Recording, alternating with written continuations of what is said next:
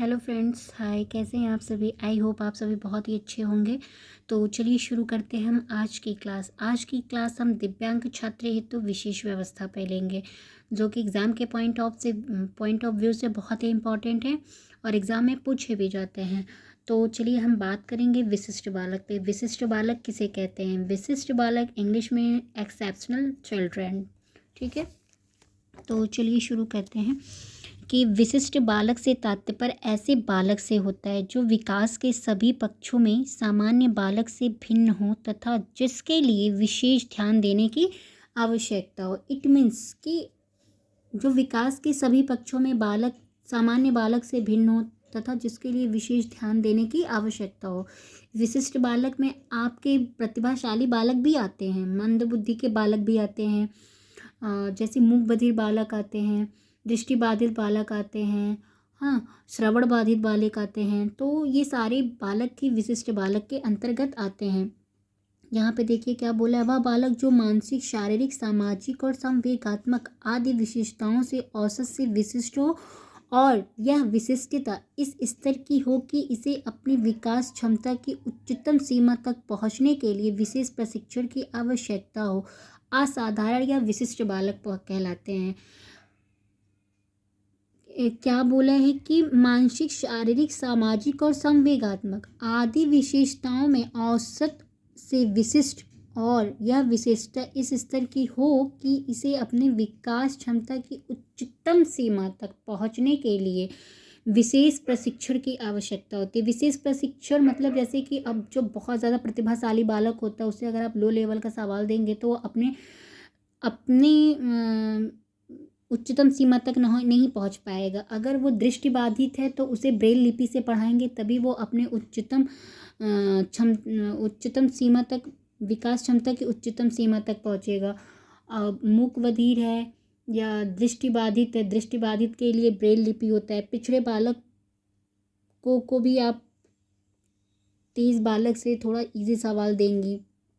तो ये सब चीज़ें होती हैं, ऐसे विशिष्ट बालक को हमें हैंडल करना पड़ता है। तो विशिष्ट बालकों के प्रकार के बारे में पढ़ेंगे। विशिष्ट बालक के प्रकार कितने होते हैं? 4। एक बौद्धिक दृष्टि से तो प्रतिभाशाली होगा और दूसरा मंदबुद्धि। शैक्षिक दृष्टि से तीव्र बालक होते हैं और पिछड़े बालक होते हैं। शारीरिक दृष्टि से बहरे बालक होते हैं। एक को तो एकदम बहरे बालक जिसे एकदम नहीं सुनाई देता है, कम सुनने वाले बालक थोड़ा बहुत सुन लेते हैं। अंधे बालक होते हैं। दृष्टि दोष से युक्त इतने चश्मा यूज़ करते होंगे, ठीक है। वाणी दोष से युक्त जो बोल नहीं पाते होंगे, विकलांग, किसी भी तरह की विकलांगता हो।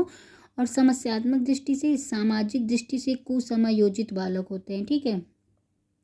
कुसमयोजित बालक की सामाजिक दृष्टि से कुसमयोजित बालक जैसे कि जिसके कुछ बच्चे ऐसे होते हैं ना, जैसे जनजातीय टाइप के बच्चे होते हैं, वो होते हैं सामाजिक दृष्टि से कुसमयोजित बालक। संवेगात्मक असंतुलित बालक होते हैं, अपराधी बालक होते हैं, ठीक। हम आगे बात करेंगे, कुछ क्वेश्चंस हैं इसके बारे में, उसको देख लेते हैं। विशिष्ट बालक होते हैं कैसे? कुछ तीव्र बुद्धि वाले, कुछ मंद बुद्धि वाले, कुछ पिछड़े, कुछ शारीरिक दोष से युक्त होते हैं। विशिष्ट बालक की बुद्धि लब्धि कितनी होती है? 130 से अधिक, ठीक है, या 90 से कम। 130 अधिक होगी तो प्रतिभाशाली होगा, 90 से कम होगी तो मंद बुद्धि होगा। बोला ही है शैक्षिक दृष्टि से होंगे तब ये लोग। विशिष्ट बालकों का संवेगों पर नियंत्रण नहीं होता है, जैसे वो प्रेम हुआ, क्रोध हुआ, घृणा हुआ, ईर्ष्या हुई, आनंद आदि को असहाय ढंग से प्रदर्शित कर देते हैं। ये पॉइंट है। नेक्स्ट पॉइंट पर आते हैं। अत्यधिक महत्वाकांक्षी या फिर अति निराशावादी बालक होते हैं। या तो अत्यधिक महत्वाकांक्षी हो या फिर बहुत ही निराशावादी बालक हो, उसे हम विशिष्ट बालक कहते हैं। महत्वाकांक्षी बालक जो होते हैं वो सामान्य बालक होते हैं।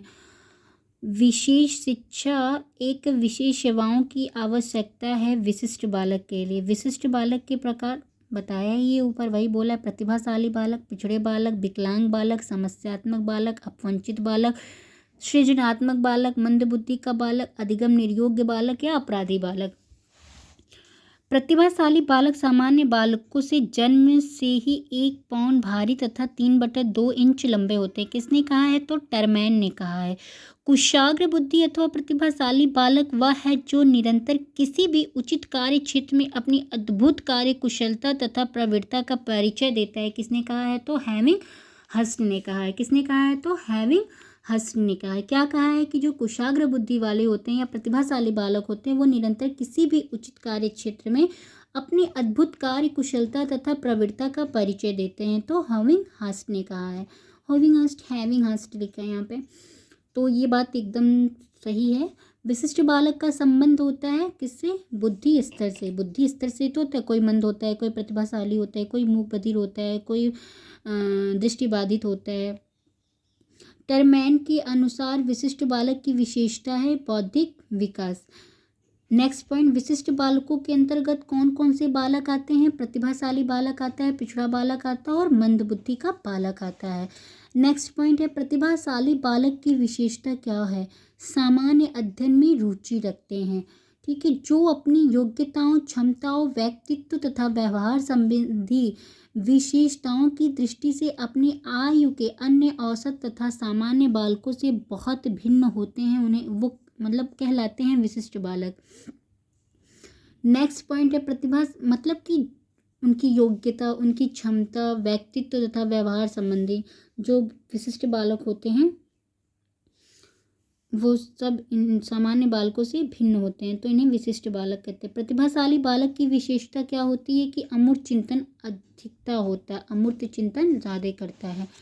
जो बालक असामाजिक कार्य करे ऐसे बालक की श्रेणी में आते हैं अपराधी बालक के। सामान्य बालकों का व्यवहार होता है समाज द्वारा स्थापित मान्यताओं के अनुकूल। तो दोस्तों मैंने आज की लेक्चर में विशिष्ट बालक के बारे में लिया है और मैं कल पढ़ाऊंगी आपको पिछड़े बालक के बारे में। आज के लिए इतना ही। अपना प्यार और स्नेह बनाए रखिए। वीडियो को देखिए भाई, ये बहुत ही यूज़फुल वीडियो है। मैंने जिससे अपना टेट और सीटेट क्वालिफाइड किया है मैं उसी बेस पे आपको पढ़ाती हूँ, वही कंटेंट देती हूँ।